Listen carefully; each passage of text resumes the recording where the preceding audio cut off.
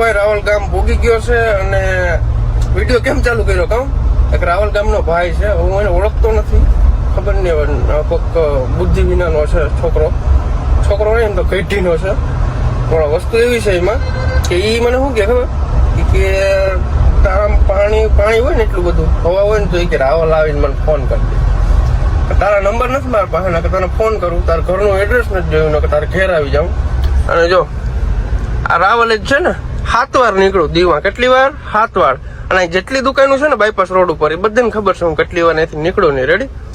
એટલે હવે તારે શું કરવાનું છે મને કે તારે હવા હોય તો હું પણ વાત છે બીજો તને કહી દઉં ચોખ્ખું ગુજરાતીમાં. મારે જો આ ઠેલી પડી ને એમાં ખાલી 2 બંડલ વાપરવાના હે, એટલે તારું કામ તો હું લઈ નાખી. એટલે આજ પછી કોમેન્ટ કરવામાં નિરાશ રાખજે અને બોલવામાં નિરાશ રાખજે. મને તાર કઈ ફેર નથી પડતો, તારા જેવા મને 17 ભૂટકે કઈ મેં 17 હાલું ગાડી આખવામાં ધ્યાન દો, તારા જેવા ધ્યાન દે ને તો કોકને બિચારાને ઓલું બગાડી દે. સમજો? પાકા પોતદારી નથી, પણ અમુક વ્યક્તિ હોય ને યાર એને આપણે શું કે જવાબ દેવો પડે યાર, નકર તો આપણે યાર દુનિયામાં ખોટા આવ્યા.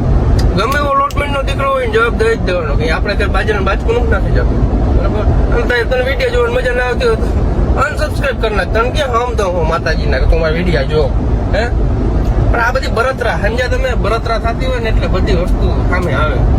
પણ કઈ વાંધો નહીં, માતાજી એને સુખી રાખે અને એ નાની માને સુખી રાખે.